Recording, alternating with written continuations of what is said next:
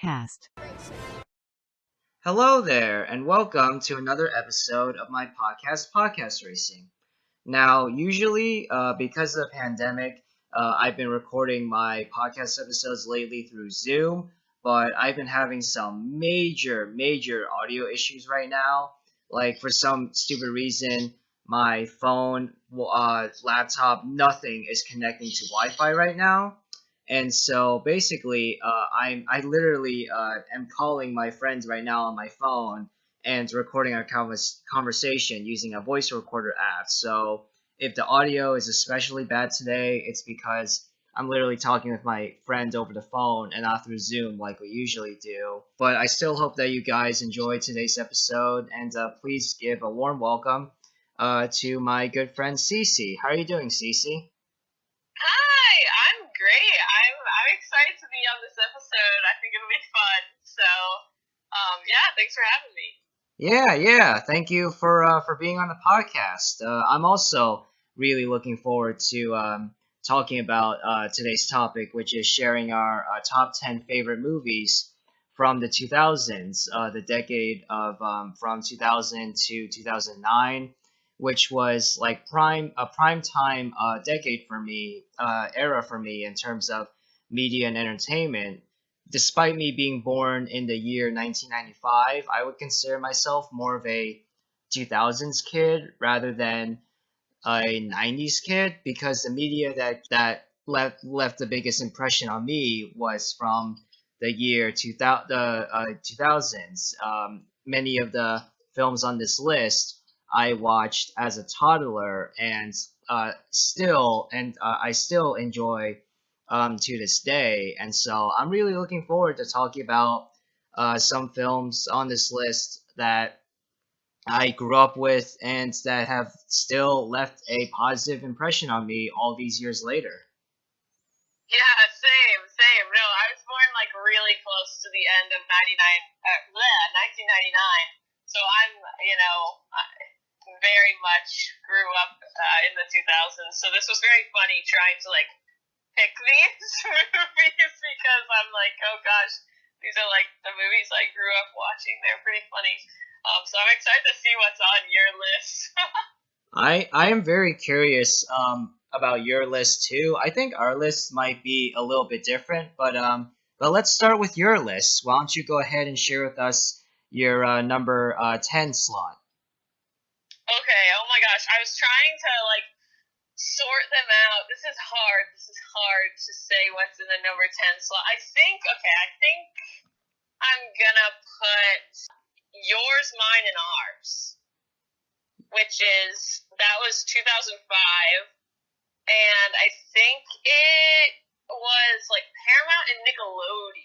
Actually, I'll look it up. I should have had something like prepared to say for each one. This was like a kids. I mean, not really a kids movie, but I feel like it was a rom-com that was very much like.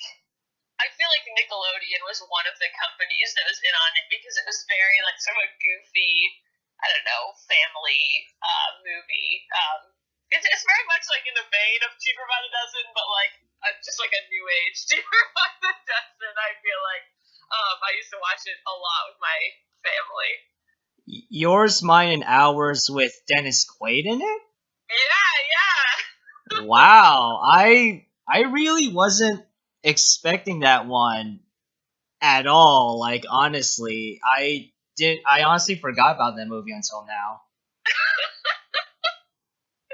That's really fun. I mean, it kind of was a wild card. That's why I put it as number 10, because I was like, I feel like I didn't watch it as much as the other ones on my list, but it was definitely like one that we watched like many times and that I have very much like imprinted in my mind. It was like kind of a silly, like, I don't know, it's very weird. It's kind of, yeah, I feel like it's just sort of like a knockoff Cheaper by the Dozen, but for some reason we watched it a lot. I think we must have had it on like video or something. I see. I mean, it's your list, it's your opinions, and I'm not here to judge. Okay, well, what's yours? I'm excited to hear. Okay, so my number 10 is, in my opinion, Edgar Wright's best movie, Hot Fuzz. it. That's really embarrassing that I haven't seen it, but that's so awesome. That's a good one. So because you haven't seen it, I'll avoid spoilers. But basically, just this movie is kind of like a spoof on like movies like Point Break and Bad Boys, and basically, but it takes place in the UK. It's made by British actors and filmmakers. Simon Pegg and Nick Frost star in this amazing comedy slash action movie, and despite this being a parody movie, it honestly has much better action scenes than like most American action movies. Honestly, like Edgar Wright is a really great filmmaker, and he spoofs the genre, but also pays such loving homage to the genre at the same time, and it's really great. It has a genuinely engaging mystery behind it. Basically it's like a murder mystery kind of plot with Simon Pegg and Nick Frost playing these two very different cops trying to investigate what's going on and solve all these murders and arrest the culprit. And I won't say exactly what the twist is at the end, but I will say that the twist at the end is probably one of the funniest and yet at the same time darkest movie twists like ever. Oh gosh, okay. Yeah, so for me, a lot of people think that Shaun the Dead is Edgar Wright's best movie, but in my opinion, it's Hot Fuzz, and it's my number 10 favorite movie from the 2000s. That's awesome. Actually, my friends and I were just talking about Edgar Wright, and he is such a great director. I feel like I need to see more of his stuff because I also haven't seen Shaun of the Dead, and my friend was like, "What the heck?" So I think we're actually gonna watch that soon, but maybe I can convince her watch that one instead. All right, yeah. Well, if you do see Shaun the Dead and Hot Fuzz, I hope you enjoy it. And I'm really looking forward to seeing Edgar Wright's next movie, Last Night in Soho. Yes, yeah, But I'm excited about that one. yeah, me too. But what's your number 9? Okay, so my number nine. This was hard. It was hard to like shake them out into like a good lineup. So, of course, I mean, if anybody knows anything about me, you know that, like, especially from the 2000s, I have to have an Adam Sandler film on there for, like, I used to love Adam Sandler. Like, I know a lot of people joke about that and, like, how dumb Adam Sandler movies are, but I used to genuinely be very, like, very into Adam Sandler movies. So I picked for my number 9, 50 First Dates, which is actually, I quite like, I really like Adam Sandler and Drew Barrymore as like a unit. I think the movies that they've done together have been really fun. So that was 2004, which is weird because I feel like I used to watch it a lot as a teenager, like probably in like the late 2000s and like early 2010s. I used to watch that all the time. I don't know why it was like always on. It was one of those movies that was like always on TV. And it's Adam Sandler meets this woman who has some kind of sort of like memory issue, and so she like forgets what has happened like after a certain point each day or something. So basically, they have to like fall in love over and over again every single day. Very corny, but I really liked it as a kid. 50 First Dates is probably one of Adam Sandler's better comedies that he has done, and you're right.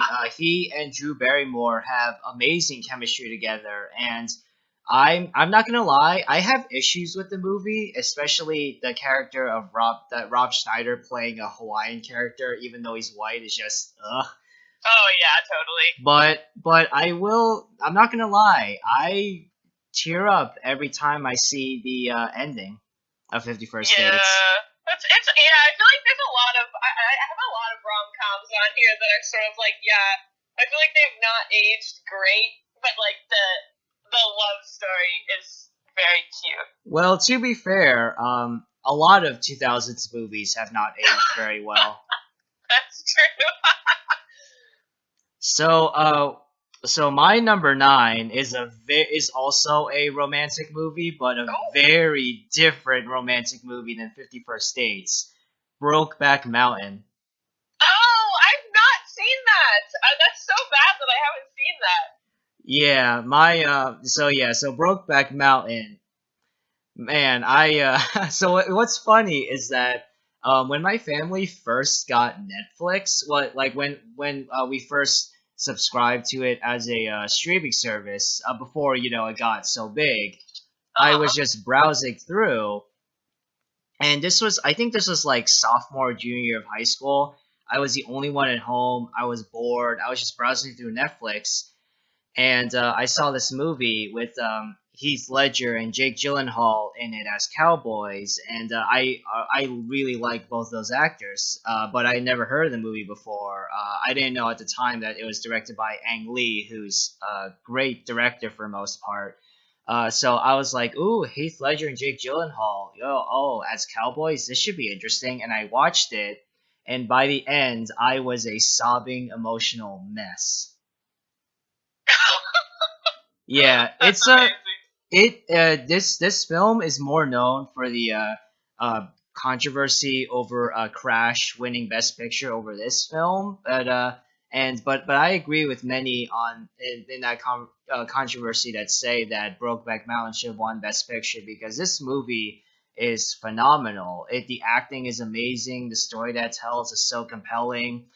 It's quite interesting to see gay cowboys. Like that's something Yeah. that we've never like really like seen. We've seen plenty of LGBT movies now, but never in like this type of setting and with cowboys involved. So that was very interesting, and also the fact that this movie was directed by the Chinese man Ang Lee, and the story was just told so well. And rest in peace, Heath Ledger, man. He was a phenomenal actor. He was so phenomenal.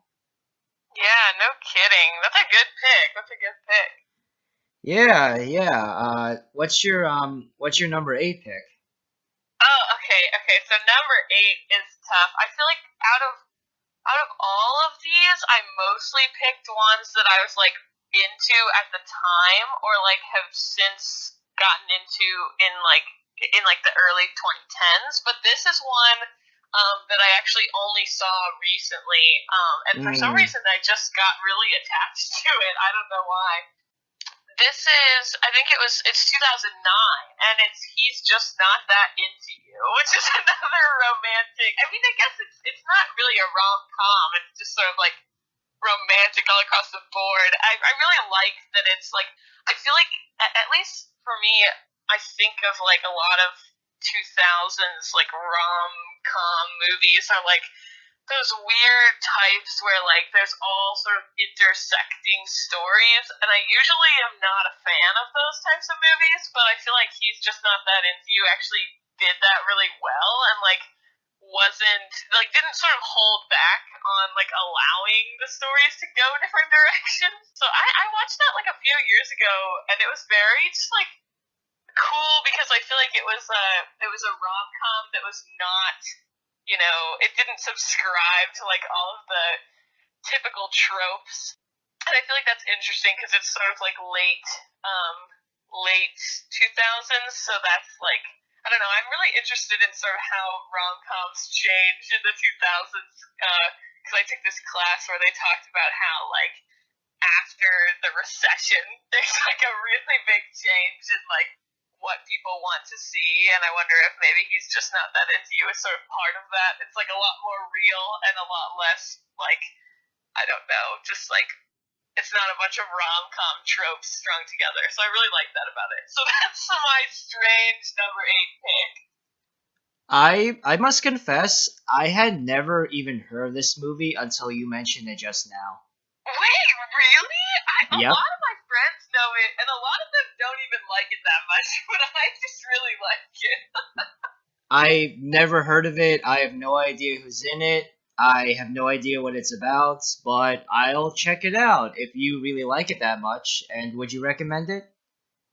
Yeah, I think it's good. I feel like it has a lot of. I think it has Scarlett Johansson. When she's like younger, and this actually has Drew Barrymore as well. I forgot that. Oh wow. Yeah, and it has Ben Affleck and Jennifer Aniston, but there's like a main guy who I am like blanking on his name. Shoot, but like the main, there's like it's like a story of a bunch of different sort of couples and a bunch of different people. But the one like main relationship is between two actors who aren't like as well known. But like, I mean, they're still pretty popular. But like, the fact that I can't think of either of their names is like telling enough, I suppose. But I really like their little story. Yeah, I would suggest it's a fun romp. I gotcha. Well, yeah, I'm not a big fan of a lot of these actors, but I'll still check it out, and I'll let you know what I think when I see it. Yeah, definitely. Wait, what's your number 8? Children of Men. Oh, okay. Children of Men, with which in my opinion is one of Alfonso Cuarón. He's such a phenomenal filmmaker. It's so hard to Yeah. rank his films because all of his films are like fantastic, but I think that this is one of his best. It's hard for me to. I think that like his best film for me is like a three-way tie between this, Harry Potter and the Prisoner of Azkaban, and Roma, but I picked this one because so this one like just like with you and he's just not that into you. With Children of Men, I saw much later in my life. I think I was already 19 years old or something when I saw Children of Men for the first time, but seeing it, I knew nothing about it before watching it, and so seeing it, I was just so like taken aback by the film, like just how dark it was, but it wasn't like depressing necessarily, but it was just so dark, and the story that it was telling was so compelling, and the cinematography by Emmanuel Lubezki, aka Chivo, oh my gosh, just so fantastic visually, and yeah, like this movie just what it's telling just about like the importance of what's it called, like the importance of children basically, and what's it called, and not losing hope no matter how grim things get. It has a really powerful message behind it, and Children of Men is a phenomenal movie, and it's my number 8 pick. Yeah, definitely. That's a good pick. That's a good pick. What's your number 7? Oh my gosh. Okay, so number 7. I really debated where to put this on the list because I didn't want to put it too high because it's like kind of just a funny thing, but like as like it has to be like not last because I did have like a weird attachment to this film. So this is like a kids movie. It's a kids movie. It's How to Eat Fried Worms, and it has a bunch of like kids in it who grew up to be like either Disney stars or like Netflix stars or whatever. I was like obsessed with it when I was like, I don't know. I feel like I watched it when I was first like really young, and I thought it was so fun. And then when we first got like Netflix, where it would come in the mail, I remember ordering it and like having it for so long in the house, and then I would just like, I think we had it, and like after Netflix stopped doing like the mail-in orders, we like accidentally kept it, so I just always had it around, and I would watch. I remember watching it like as I got older and being like, wow, what a strange film. But it was just like a very, very funny. It had yeah, it was like the two kids. It was young Luke Benward who went on to do like a bunch of Netflix stuff, I believe, and then Adam Hicks, who was like the villain in How to Eat Fried Worms. He ended up being like a huge Disney star, but I think now he's in jail, which is really weird. Oh So geez. yeah. Wow. Another film that I was really not expecting to be on your list at all. Wow. Another film that I had completely forgotten about until just now. Mine is like mostly nostalgia and like silly films, and yours is like actually like good. Yeah, well, there's something wrong with that. I mean, like people that, like people that say like, "Oh, nostalgia's so bad" and all that. Like, no, like, if these films genuinely make you happy, even if it's because of nostalgia, then, good for you. Like again, this is your list, and no one, and it's only you can pick the movies for your list. So, you do you, girl. What's your number 7? I want to know. My number 7 is also a kids movie. This Oh. is probably one of the most famous kids movies of all time, Shrek. Oh, good one. Yeah, I love this movie so much. I really dislike the reputation that Shrek has developed, and I really dislike all the memes, and especially that really, really disturbing Shrek is Love video. But the actual movie itself, I love it so much. All of the voice actors sound like they're having a blast. I love how it both parodies and subverts fairy tale tropes, and I love how basically anti. I love Disney, but I love how anti Disney Shrek is basically, and I love the message at the end, and of course. Smash Mouth is not a good band, but I love their music anyway because of Shrek. Oh, yes, of course. Yeah, so yeah, I love this movie so much, and beside like the Smash Mouth, I love kind of ironically, but the rest of the soundtrack is actually genuinely good. Like Hallelujah, oh man, always gets me in the feels, man. Yeah, totally. But yeah, I love Shrek so much, and I'm really curious now to see what your number 6 is.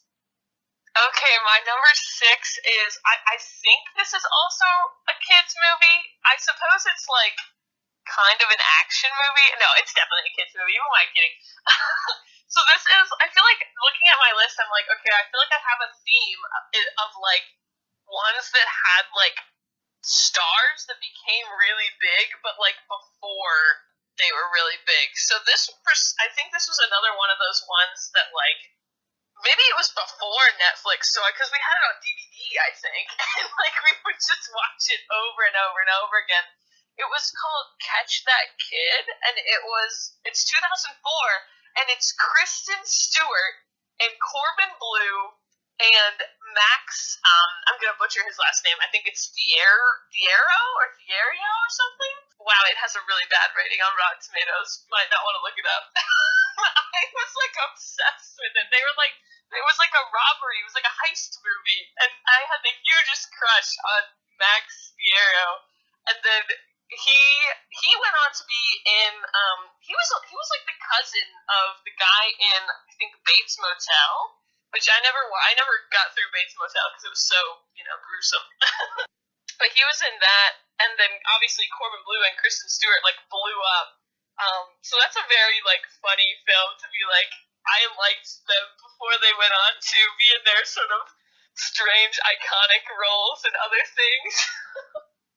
I am so happy that you brought up Catch That Kid because I love this movie so much. Like, just like you, I also had this movie on DVD for some weird reason, and I watched it constantly.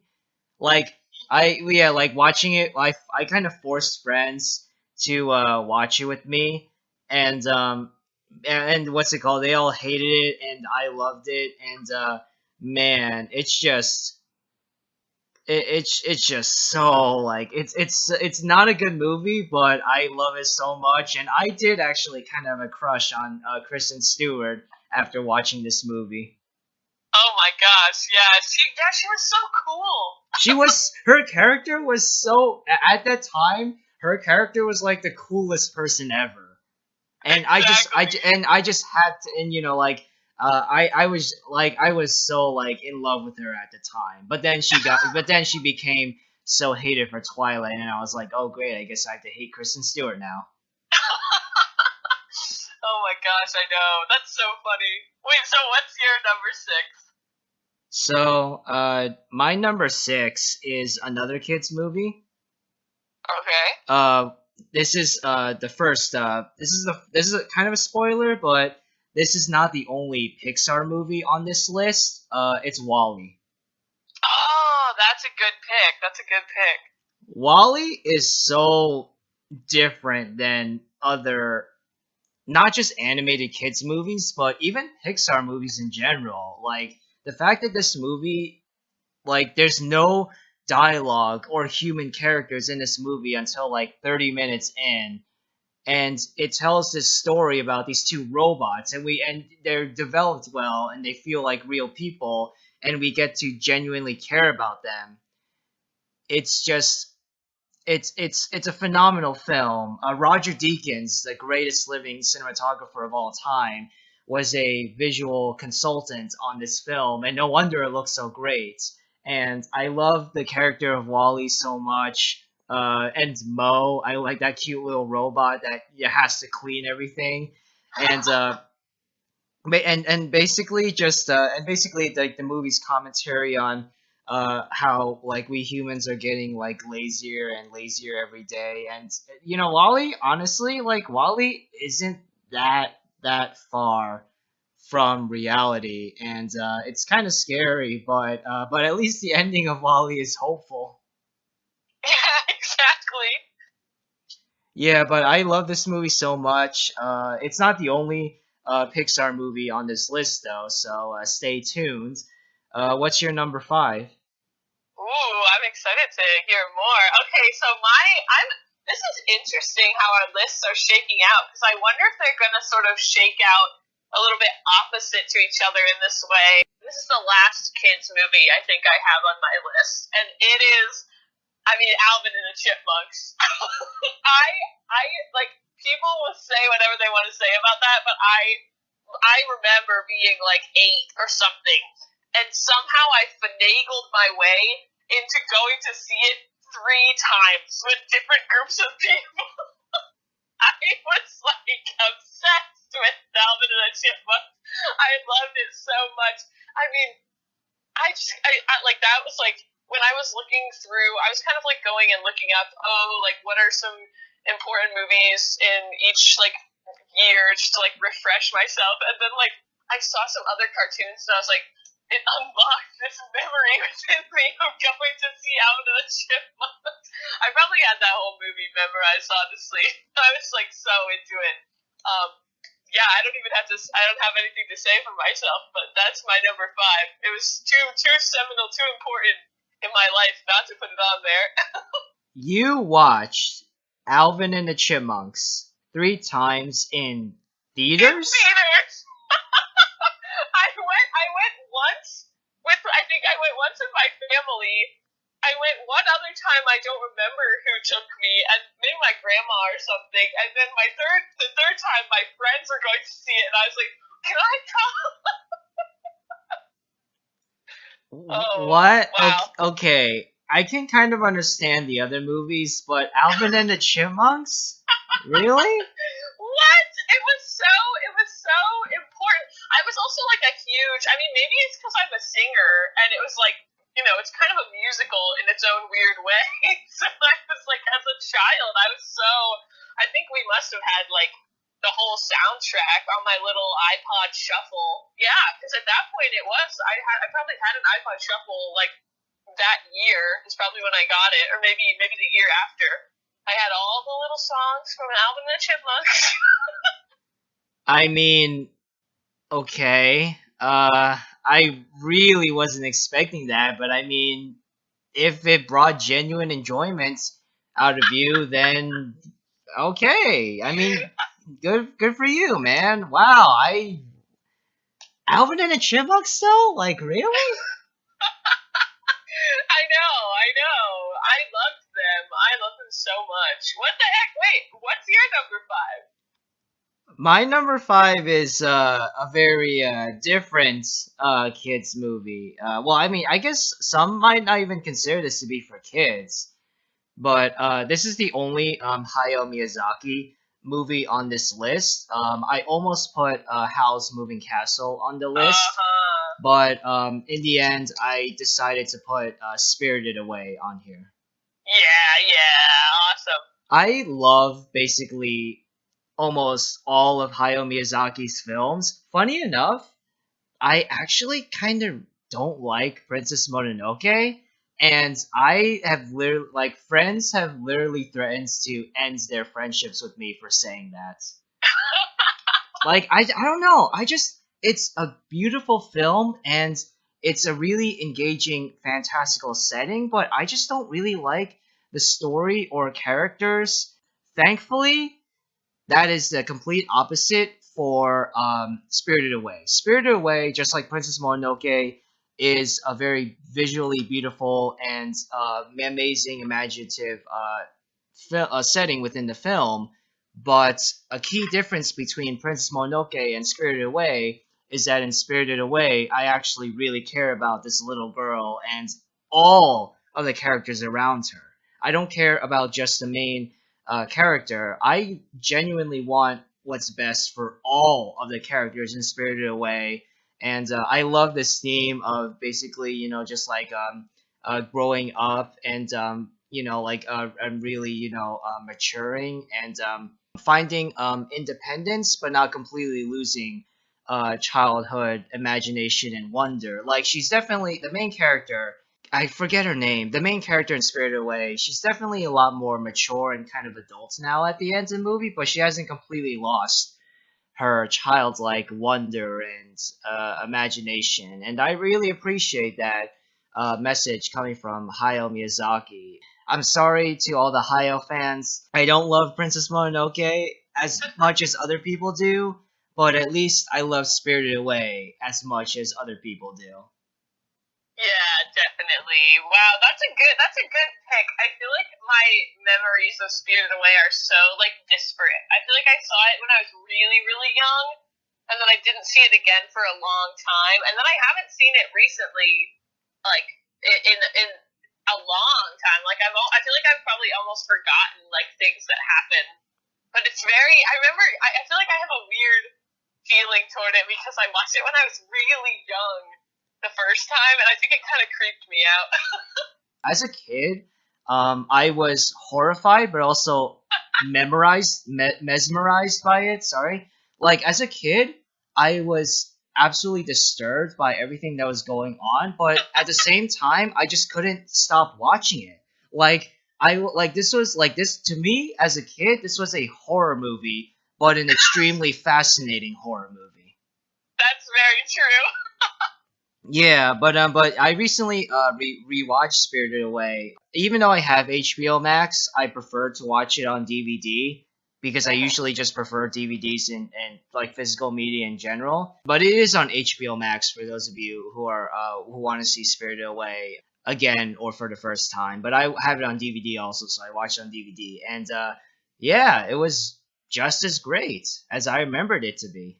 Yeah, I should watch it again. I'm like, wow. I probably, yeah. I feel like it would be such a weird thing to watch again and like feel so. I feel like that's like something that's like encompassed our whole lives in a strange way.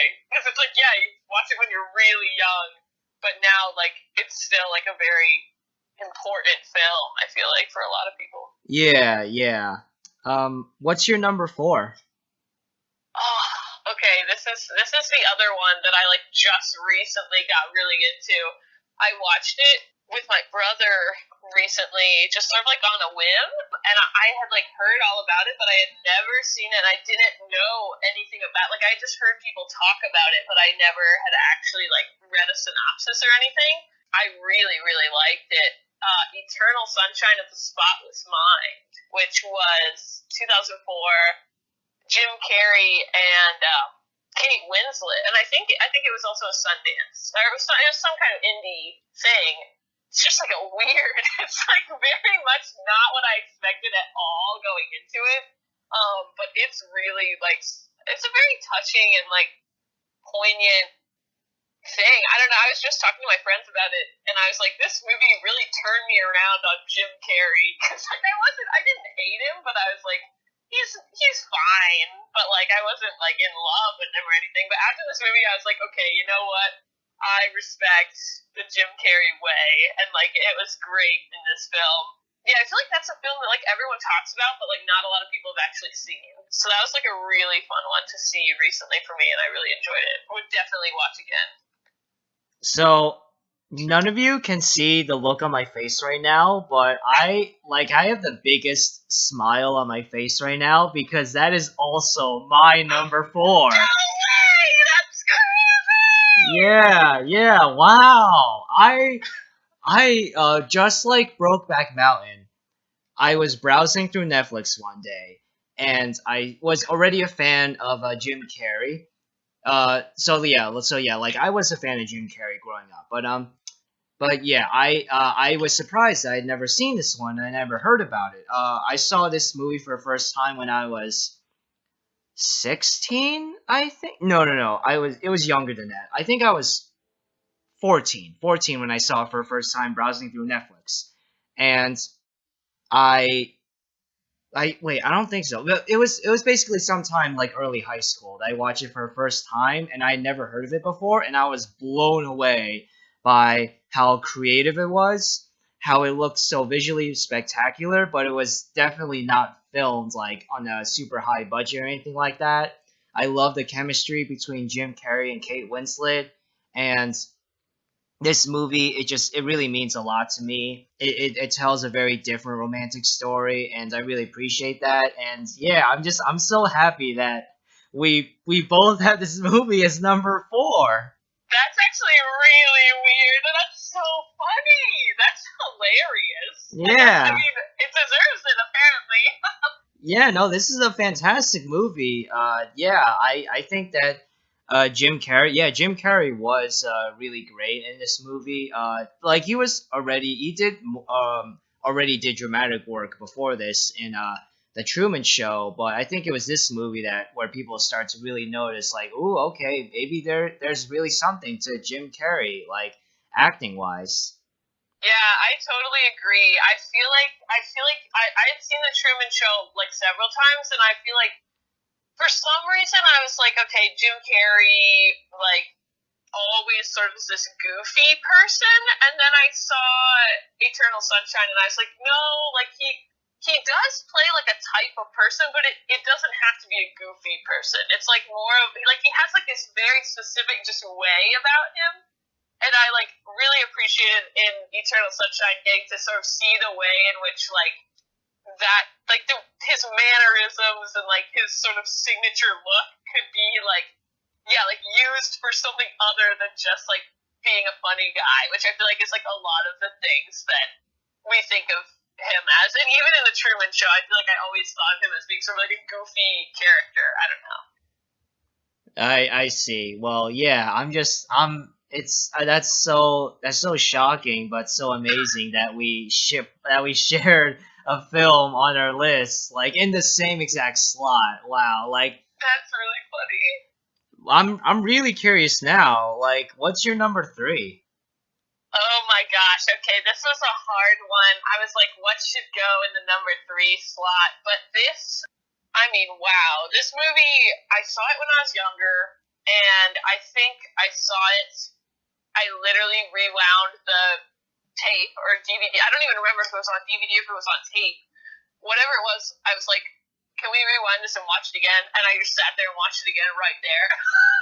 As like I must have been like 5 or 6. To this day, I think this movie has probably, at least in my mind, the best soundtracks. This is like, I think for me, one of my very favorite movie soundtracks ever. Cheaper by the Dozen. With Steve Martin? Yeah, it's 2003, so it has like, I mean, this is also what I think, I'm really into like pop punk music, which is kind of probably embarrassing and silly to admit. This soundtrack has Simple Plan, it has I'm Just a Kid by Simple Plan, and it has In Too Deep by Sum 41, and I feel like as I was like, after, I mean, I saw this when I was just a little kid, but then like when I was a teenager, I was like, this soundtrack influenced all the music that I was like, that's good music. And then it also had the Beatles on it.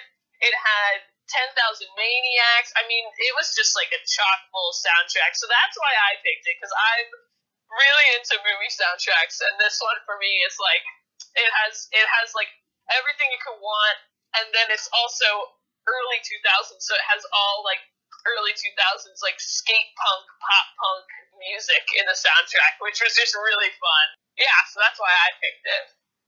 I've actually never seen that one. Oh my gosh! I mean, it's kind of a classic, and like I feel like it's everything you kind of expect from like a family kids movie, kind of like people going bonkers and doing silly things. But like, yeah, it's pretty good. I don't even really. I feel like I'm like so detached. I'm like I don't even really know the actual like quality of the movie so much as I just really think they did a lot of fun things with the soundtrack. But it's a good watch, and it's like it's a feel good like lighthearted romp. So yeah, it's a good one. All right, yeah. Well, maybe I'll check that one out too. I know it's on Disney Plus, and I know what it's about. I just never really, had that much interest in watching it, even as a kid. Yeah, I feel like it's not super. I mean, it's sort of in the vein of Yours, Mine, and Ours. I think Yours, Mine, and Ours are probably just like a knockoff Cheer by the Dozen. But like, yeah, I feel like it's pretty standard fare. It has a lot of the kids. Again, that's like one of the movies where there's like a lot of kids before they went big. It has Hilary Duff, and then also the girl who played. Oh man, what did I think she played like Max in maybe like Sweet Life of Zack and Cody or something. She was like always a very iconic like tomboy character in Cheaper by the Dozen and a lot of other shows as well. I don't know what she's gone and like grown up to do, but she was always really cool. Allison Stoner. Yes, exactly. Allison Stoner, aka Isabella from Phineas and Ferb. Yes, exactly. She's in that as a little kid. And she's a really funny, like she in particular gives a really good performance. It's a pretty funny, and it also has the woman Bonnie Hunt. She's funny. All right. So yeah, it's a funny family movie, but I'm surprised you haven't seen it. I'm always surprised when people haven't seen it because I feel like it's a pretty like simple, like it's pretty. I don't know. Yeah, I don't know. Just even as a kid, I was like, this isn't for me." But this next film, if you haven't seen this next film, I am really shocked. It's another Pixar movie on this list, Up. Oh yeah, of course I've seen Up, of course. So a lot of people praise Up for the amazing and emotional first 10 minutes of the movie. The silent montage with Carl and Ellie growing up, and then her unfortunately, dying. But people don't give enough credit to the rest of the movie, which the rest of the movie has such a random plot and such weird circumstances, and it shouldn't work, but it does. It does somehow. The people at Disney, Pixar, the director Pete Docter, who just recently did Soul, which is fantastic, he was able to bring all this random stuff together and add it into this narrative of Carl basically learning to basically move on from his wife's death and still, and find his own adventure to live instead of just, being obsessed with the fact that he couldn't fulfill her dream of going to Paradise Falls. I somehow he was able to make it all work. And honestly, like as emotional as the first 10 minutes are, that is not the most that I've cried while watching Up. The most I've cried while watching Up is the later scene when he goes to the scrapbook. That's for me is the most emotional scene in the movie. Dang! Wow! I haven't seen Up in so long that I've like forgotten a lot of it. Like I don't know. Yeah, I feel like it's so. That's an interesting pick because I feel like it really is like that's a very good like. It's a very good one for 2000s movies because I feel like it is so like enshrined in like that time period. Like everyone made a huge deal about it when it came out, and like after seeing it, like everyone was really sort of impacted by it. But for some reason, I was just kind of like, whatever. I see. But wow, that's so cool though. Yeah. I really love this movie a lot, and I think that it was the first, I believe, not the first animated film, but the first Pixar film to win this Oscar for Best Original Score. Michael Giacchino, who did the score for Lost, Incredibles, Oh Up. wow. Yeah, he won the Oscar for Up, and he deserved it. Like the score was amazing, and I really like Fantastic Mr. Fox and Coraline, which came out in the same year as Up. But in my opinion, Up definitely deserved the Oscar for Best Animated Film. Yeah, yeah, yeah. But although not saying anything bad against Fantastic Mr. Fox and Coraline, which both of them are also great as well. But what is your number two pick? Yeah, oh my gosh. No, I was just gonna say, yeah, I definitely also love. I haven't seen Fantastic Mr. Fox. My friends were just Mm, telling me to watch it, but I really do like Coraline as well. But I feel like, yeah, I agree. Like the three of those are like all sort of in a league of their own in terms of like animation for best animated film. So that's a tough decision. I feel like. yeah, yeah. Yeah, but my number two, okay, my number two and number one slots, I knew immediately because I was like, okay, these movies are just like, these are the two movies I've seen the most. Like, I could probably quote them, like, I mean, these are definitely the 2000s movies I've seen the most, but maybe the two movies I've seen the most ever in my life. Like, I could say them backwards and forwards. It's 2006. It's a rom com, and it's The Holiday.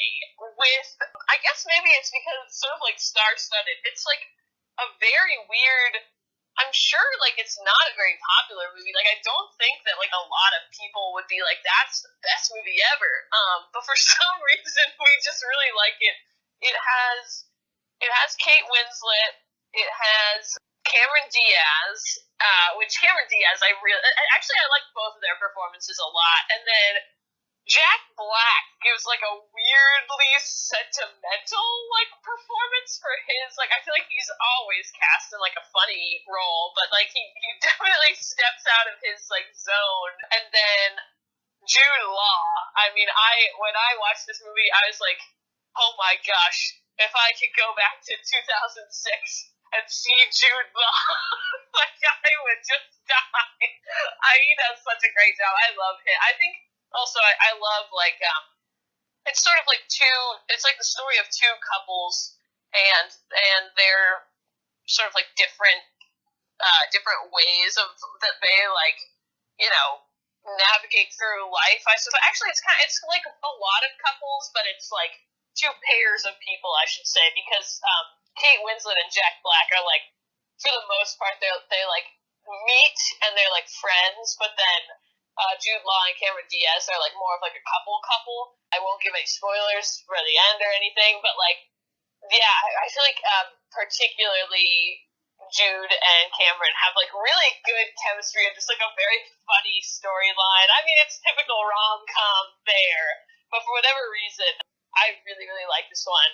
Yeah, I really like it. That's my number two. It's probably a silly number two, but yeah. So I haven't seen this one either, but for a very different reason. I know this is gonna sound ridiculous, but so The Holiday is written and directed by Nancy Meyers, who also wrote and directed the movie It's Complicated with Meryl Streep, Steve Martin, and Alec Baldwin. Uh-huh. And I hated It's Complicated so much that I refuse to watch any of Nancy Meyers' other movies. Oh my gosh, I've never seen It's Complicated, so I won't watch it. It's like it was just so like bad that I now have kind of a personal vendetta against Nancy Meyers where I'm like, okay, I'm not watching any of your other movies, and that's why that's a really stupid, I know, but still my reason why I haven't watched The Holiday yet. That's really funny. But honestly, I mean, fair. I feel like it's. I think it has really a solid 50. It has a solid 49% on Rotten Tomatoes. Like I feel like it's pretty. I feel like a lot of mid 2000s rom coms are basically that. They just like they have like a mediocre score on Rotten Tomatoes. They're not like anything great, and they're like, but they're not like horrible either. Like I don't know. Yeah, I feel like in terms of like films, it's not like The Holiday's gonna like win any awards or something. Actually, and I do Right. being a person who loves movie soundtracks, I feel after watching The Holiday so many times, I feel that it has a particularly awful soundtrack. Like, my mom and I always complain about it. We're like, who made this? But like, it's honestly not a bad film. So hopefully it redeems Nancy Meyers a bit if you ever decide to venture out and watch it. I don't know. I mean, maybe. I like all the actors involved, but I don't know. I just really dislike the decisions that Nancy Meyers made for It's Complicated. So I don't know. I mean, I know The Holiday came out before It's Complicated, so I don't know. We'll see. Oh But yeah. I'm so with my number two, I'm kind of cheating a little bit. This is actually, it's not just one film that's in my number two, it's a whole trilogy, the Oh, Lord of the Rings trilogy. nice.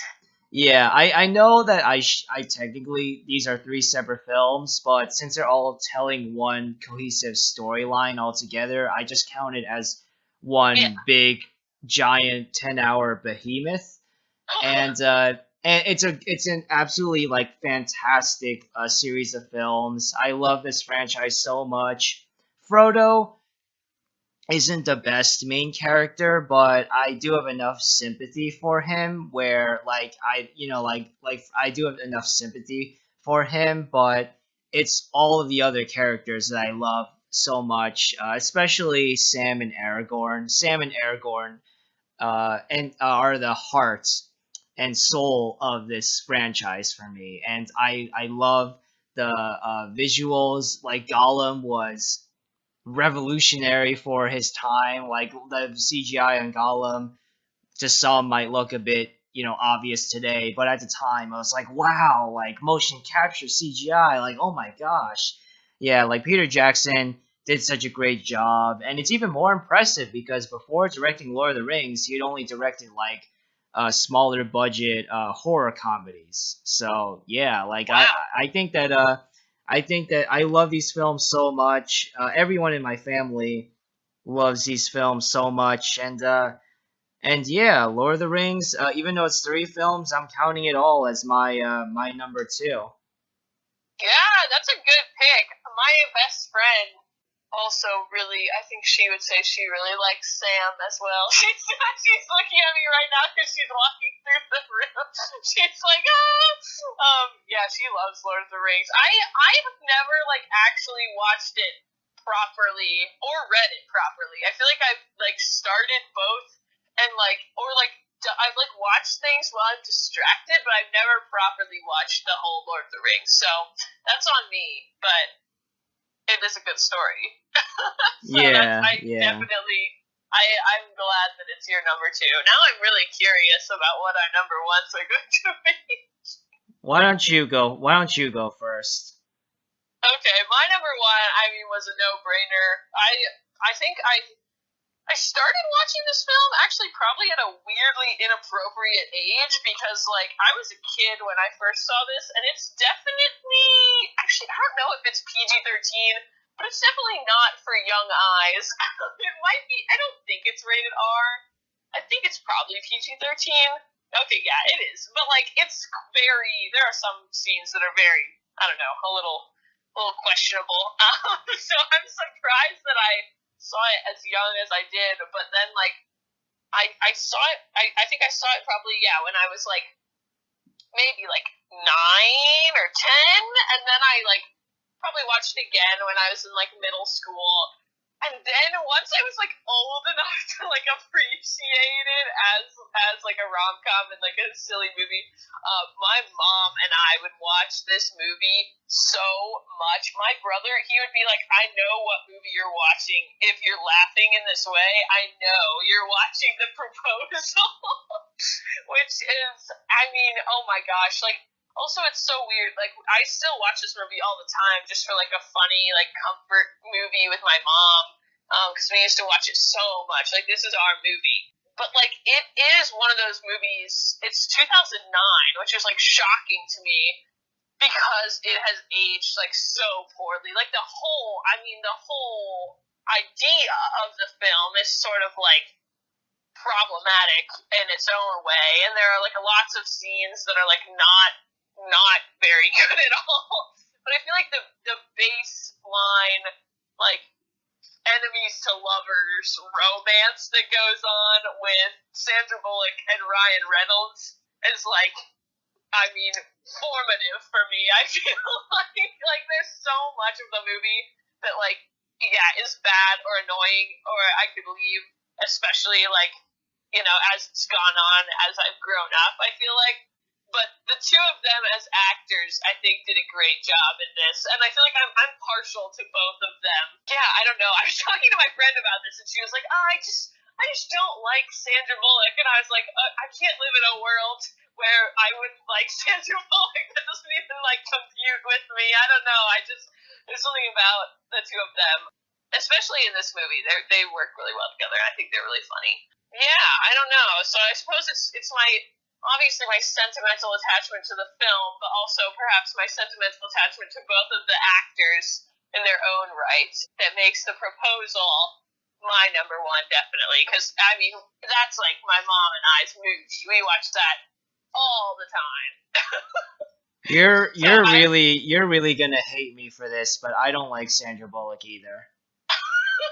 I feel like, okay, also, like, I understand completely, like, yeah, I agree with a lot of the arguments against her. I feel like, but I feel like I have a thing about her also because apparently this is a funny fun fact. She went to my dad's high school, so I feel like I'm one step removed from a movie star. But I also like, yeah, I feel like she's kind of Wait, why don't you like her? I want to hear. It's not that I don't hate her or really dislike her. I just don't find her that interesting or that. I mean, she's a good actress, but it depends on who's directing her. Okay, fair. I feel like she also gets sort of like typed into these weird roles that like are sort of, I don't know. Yeah, there's like also another. I mean, obviously people don't like her for The Blind Side, which is 100%, 110% understandable. But there's another movie that is also just like strange. While You Were Sleeping, I think it's called, that she's in. And hey, she's that movie's cute. What? Okay, I find her character in that movie weird. I just don't. I'm like, she gets like typed into these roles where she's like kind of a sad sack, and like, I don't know. I feel like that is a weird role for her. I didn't like that one as much. It is a weird role for her, but I don't know. While You Were Sleeping, I found that movie to be charming and cute. Oh, I feel like it's not. I feel like it's too. Well, I also saw it a long time ago, so I haven't seen it in a while. But if I remember correctly, I just felt like it was too like it was too much of a rom-dram. Like it wasn't enough funny to like be. I don't know what it was supposed to be, but it was just like kind of strange, a strange liminal space for me. I don't know. I guess I can see where you're coming from. But yeah, I don't know. Like for me, that was a proposal for me. Is like the proposal. Well, in the opposite sense, like the proposal for me leans too far into the funny and weird and the dramatic stuff. Like, well, the dramatic stuff wasn't handled either. But I don't know. Just I feel like just that concept just doesn't interest me to begin with, and the proposal was just a very meh movie. Yeah, okay, that's fair. I feel like it's really funny. Yeah, I feel like thinking about like going through this list and now like talking about the proposal, I'm like, wow, I feel like this is explaining a lot of like silly things about me because I'm like, I feel like the proposal is like somebody sat down to write an enemies to lovers fan fiction and was like, this is a weird and funny idea. Let's just roll with it. Which is like, I feel like totally the kind of thing that I would love to read even nowadays. So I'm like, wow, either I always had this in me or the proposal was a formative experience enough that like it's created my taste in rom-coms, because I feel like I agree. It's like a very sort of weird and like niche idea that like, yeah, it gets very weird and like doesn't really make a lot of sense at a lot of parts, but it's just like, I don't know. Yeah, it's just like comfort food. Okay, but I'm really interested now in which one is your number one. Yeah, I don't know. The proposal for me is very dated, but in my opinion, my number one pick is timeless. One of the best, not just Pixar, but superhero movies of all time, The Incredibles. No Oh, of capes. course. No capes. The Incredibles is incredible. That's true. I love this movie so much. I've loved this since watching it for the first time as a kid. But every like time I've rewatched it, upon every rewatch, I actually enjoy it more and more. Like I enjoyed it as a kid for all the funny Edna jokes and the awesome superhero action, but watching it as an adult, I was also able to appreciate, like the very like adult themes in it, how it addresses like problems in marriage, midlife crises, like all this very surprisingly adult stuff in this kid's animated superhero movie. It was all handled really well, and Brad Bird is a great director who also made the amazing Ratatouille for Pixar and The Iron Giant. And Yeah. but Incredibles is definitely his magnum opus, and I love this movie so much. It's my favorite film from the 2000s, and probably no, definitely one of my favorite movies of all time. Yeah, definitely. That's a great pick. Yeah, honestly, I'm a little surprised that this wasn't in your list. I thought for sure that it would be. Yeah, actually, that is like definitely. I feel like mine was also a lot of like looking at it. It's a lot of like mid 2000s for the most part because I suppose that's like for me when I was like growing up. When was The Incredibles? Incredibles was 2004, I think. Okay, because I was like, yeah, I feel like I'm surprised I didn't put more cartoons on mine. Like after hearing yours, because I'm like, yeah, I feel like I watched The Incredibles, but I know a lot of people it was like their thing, and like for me, I feel like it never was. I see. Yeah. Well, I mean, I actually do know a couple of people that never got into The Incredibles as a kid, but then watching it as an adult, they were like, "Oh my gosh, this is amazing." Yeah, I feel like I've never rewatched it like since I've been in double digits, honestly. Like I definitely when I was a kid I really loved Violet. Like Wait. I thought Don't she's you mean single digits? Aren't you double digits right now? oh yeah, no, I meant like ever since I became double digits. Oh, I got you. I got you. No, yeah, exactly. Because I'm now 103 and I haven't watched it. No, yeah. Yeah, that's what I meant. Sorry.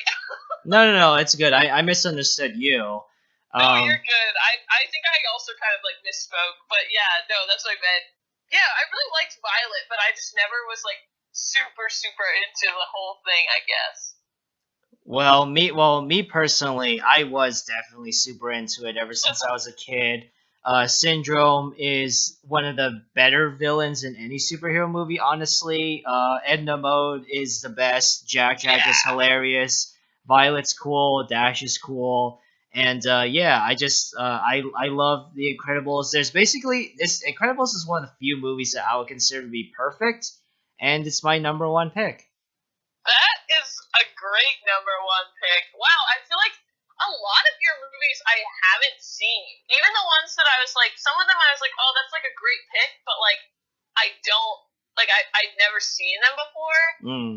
Especially a lot of your like earlier ones. I feel like also it's interesting, like, a lot of ours were kind of flipped. Like, I think I had more kid movies in the bottom half, and you had more kid movies in the top half. But you had like the iconic kid movies, and I had like the random B list kid movies. It is interesting to compare our lists, our very different tastes and opinions. Yeah, I'm not sure what that means exactly, but like it is interesting to see, to like compare the two and to see like uh I don't know. Maybe our lists have to deal with maybe a factor of why our lists are so different is because of like maybe the environments in which we grew up in or like how we were raised or whatever. I'm honestly not sure, but it is interesting to look at. Yeah, totally. I feel like also, yeah, I'm curious if like you being a little older is like, because I feel like I was like at first I was really struggling to come up with some of the like stuff, especially because yeah, I feel like also because I was like, I mean we were both little kids, but like now I like keep up more. I feel like with like like trends in the movies or like Right, what's right. what's like what are the Oscars, what's going on, and like I was looking back at like old films and I was like, I mean not old films but films from 20 years ago now, and I'm like, oh gosh, like I don't know who was winning the Oscars then. I wasn't keeping track of that. I wasn't watching like yeah, like cinematography masterpieces back then. So it's like definitely an interesting thing to like go back and try to figure out what I thought. Right, right. Yeah, no, yeah, that is interesting. I really want to do this again, except with films from the 1990s, which like I was born in that decade, but I didn't grow up watching films primarily from that decade. So that'll be interesting. That'll be an interesting list to make. But that's for next Yeah. time. Oh my gosh, yeah. I was exactly kind of what you were just saying. Like when I was like going through, I was like, it would be really fun to do an '80s one because I feel like there Yeah, was a time when I was like super into '80s films, and same, that would be really fun to like same, go and do same. that. Yes, yes. I definitely want to do 80s as well. But for now, I want to thank you for being on the podcast. Oh my gosh, thank you so much. This has been so fun, and yeah, definitely let me know if you want to do another one where we do another decade. That would be hilarious and fun. This was super fun. I still can't believe we had the same number four. That cracks me up. Yeah, that made me so happy and surprised that we had the same number four, and it's a great number four. Honestly, it is. I think we have good taste. So yeah, thanks for having me. This is so fun. Yeah, yeah, and yeah, no, thank you, and thank you all out there for listening to another episode of my podcast, Podcast Racing. Please let me know down in the comments below what your favorite films from the 2000s are, and yeah, I'll see you guys next time. Bye.